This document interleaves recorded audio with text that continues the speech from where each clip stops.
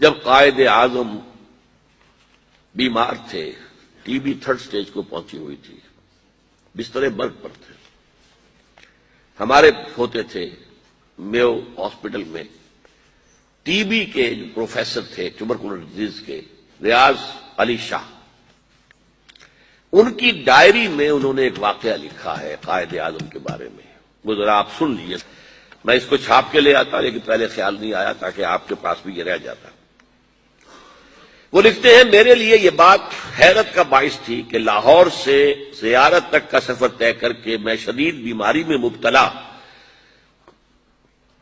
قائد اعظم کے کمرے میں داخل ہوا تو اس کے باوجود کہ وہ بانی پاکستان انتہائی کمزور ہو چکے تھے اور ان کا جسم کمبل میں لپٹا ہوا تھا، انہوں نے اپنا ہاتھ باہر نکالتے ہوئے مجھ سے نہایت گرم جوشی سے مصافحہ کیا اور پوچھا، آپ کو راستے میں کوئی تکلیف تو نہیں ہوئی؟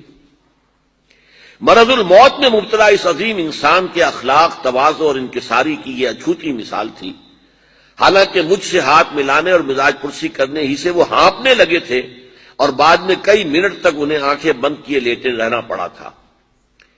ایک بار ہم خوف زدہ تھے کہ خون اور تھوک وغیرہ کی تحقیق کے جو نتائج سامنے آئے ہیں انہیں قائد اعظم کا کیسے پہنچائیں۔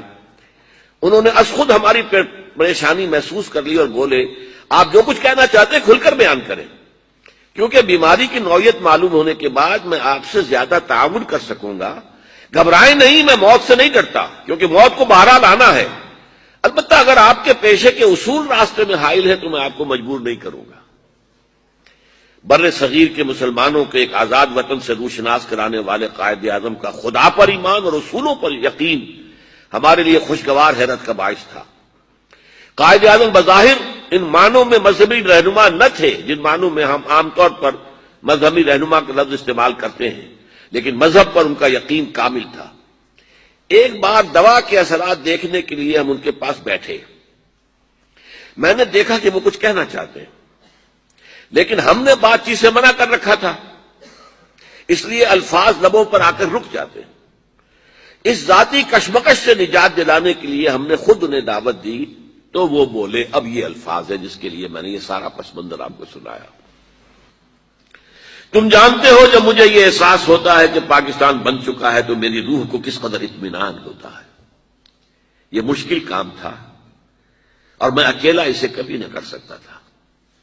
میرا ایمان ہے کہ یہ رسول خدا کا روحانی فیض ہے کہ پاکستان وجود میں آیا صلی اللہ علیہ وسلم۔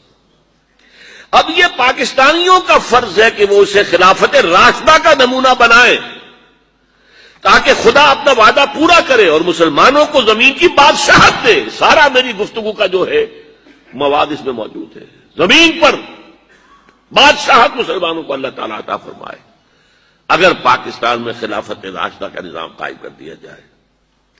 پاکستان میں سب کچھ ہے، اس کی پہاڑیوں، ریگستانوں اور میدانوں میں نباتات بھی ہیں اور معدنیات بھی، انہیں تسخیر کرنا پاکستانی قوم کا فرض ہے۔ قومیں نیک نیتی، دیانت داری، اچھے اعمال اور نظم و ضبط سے بنتی ہیں اور اخلاقی برائیوں، منافقت، زر پرستی اور خود پسندی سے تباہ ہو جاتی ہیں۔ یہ وہ ہے کہ جو ڈاکٹر ریاض علی شاہ کی ڈائری سے یہ اقتباس روزنامہ جنگ نے شائع کیا ہے 11 ستمبر 1988 کو۔ 11 ستمبر 1948 کو قائد اعظم کا انتقال ہوا، تو گویا کہ 40ویں برسی پر، قائد اعظم کی 40ویں برسی 11 ستمبر سن 88 کو جو خاص کو ایشو شائع ہوا ہوگا اس میں یہ واقعہ شائع کیا گیا، جو پھر ہم نے وہاں سے لے کر ندائے خلافت کے کور پر شائع کیا تھا، سرور پر۔ یہ تھا مقصد اس پاکستان کا۔